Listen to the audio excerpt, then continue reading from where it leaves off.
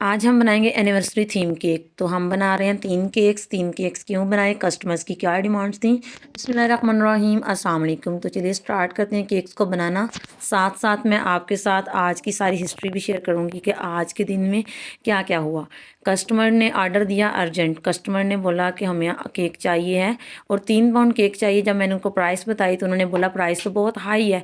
जो मैंने उनको केक्स के डिज़ाइन चेक करवाए, उन्होंने बोला कि ये केक तो हमें पसंद है लेकिन हमें लो प्राइस में केक चाहिए। लो प्राइस में केक मैं दे नहीं सकती थी बिकॉज हम होम बेकर्स हैं।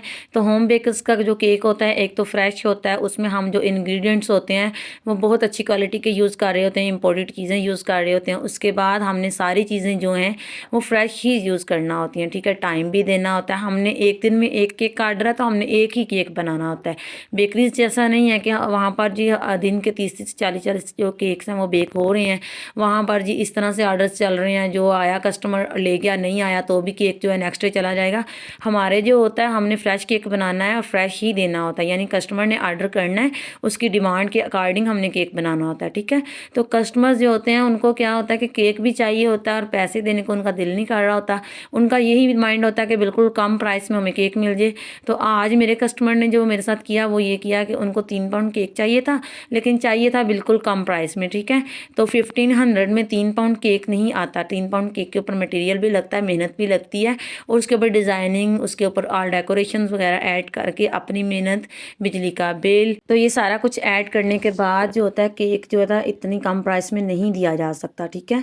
तो कस्टमर्स को ये चीज़ समझ नहीं आती, वो चीज़ अंडरस्टैंड ही नहीं करना चाह रहे होते। वो होम बेकर्स को भी कमर्शियल बेकरीज के साथ जो है कंपेयर कर रहे होते हैं। वहाँ पर कोई भी इतनी नीटनेस, इतनी सफाई के साथ केक नहीं बना रहा होता, किसी चीज़ का ख्याल नहीं रख रहा होता, कहीं कई दिनों से बर्तन नहीं धुल रहे होते, पता नहीं क्या हिसाब होता है। कमर्शियल बेकरीज पे कोई जाकर नहीं देख रहा, सजी सजाई दुकान देखते हैं, फ्रीज़र में लगे हुए केक्स देखते हैं, जैसे एक डेकोरेशन पीस पड़ा हुआ है बहुत प्यारा लग रहा है, उठाया और ले आए। वहाँ पर आपको हमेशा वाइट क्रीम में केक मिलता है, उसके ऊपर कुछ भी उन्होंने कस्टमाइज नहीं किया होता। वो अपने अकॉर्डिंग अपनी बचत के लिहाज से केक बेक कर रहे होते हैं, उस हिसाब से उन्होंने बनाए होते हैं, वही जाकर ले आते हैं और हैप्पीली आके खा लेते हैं और बहुत अच्छा सा फंक्शन भी कर लेते हैं। अगर वो केक अच्छा है, फ्रेश नहीं भी है, तो भी उनको कोई उससे गिला शिकवा नहीं होता। ज़रा सी मिस्टेक हो जाए होम बेकर्स के पास आ जाते हैं, आपने इतने पैसे भी ले लिए, केक भी अच्छा नहीं दिया। तो खैर मेरे कस्टमर्स का रिव्यू मैं आपके साथ इंशाल्लाह शेयर करूँगी। माशाल्लाह बहुत ही ज़्यादा उनको केक्स पसंद आए थे और अल्हम्दुलिल्लाह मैंने आज तक जितने भी केक्स दिए, वनीला केक दिए, पाइनएप्पल दिए, चॉकलेट दिए, सबका फीडबैक अल्हम्दुलिल्लाह अल्हम्दुलिल्लाह बहुत ही पॉजिटिव रहा। तो मैं आपके साथ ये फीडबैक भी ज़रूर शेयर करूँगी। तो जितने भी होम बेकर्स होते हैं ना, उनके साथ यही चल रहा होता है कि कस्टमर्स जो है ना वो बिल्कुल भी कोऑपरेट नहीं कर रहे होते। उनको ये लग रहा होता है, अक्सर लेडीज़ जो होती हैं उनका यही मसला है कि हर जगह पर उनको क्या होता है कि प्राइस कम हो जाए जितना ज़्यादा हो सके, यानी कि अगर 1000 की चीज़ ले रही हैं ना तो उनकी ये कोशिश होती है कि 200 तो कम हो ही हो ना, कम से कम। तो ये चीज़ है कि इस तरह की जो चीज़ें होती हैं जिनको आप अपनी मर्ज़ी के मुताबिक तैयार करवा रहे हैं, आपको फैसिलिटी मिल रही है, कोई बंदा आपको फैसिलिटेट कर रहा है, बजाय उसकी शुक्रिया अदा करने के उसके साथ इस तरह से करना। खैर मैंने उनको बोला कि मैं 3 पाउंड का केक जो है अच्छी डिज़ाइनिंग के साथ आपको 1500 में नहीं दे सकती। तो उन्होंने फिर बोला कि जी मेरी कैटलॉग व्हाट्सएप पे उन्होंने चेक की करके, तो उन्होंने 500 में जो मैंने केक लगाया हुआ था वो वाला केक जो है सेलेक्ट किया। बोला हमें इस तरह का कर दें, सिंपल क्रीम ही सिर्फ लगा कर केक दे दें और हमें 3 केक बना दें, यानी उनको 1500 में ही केक चाहिए था।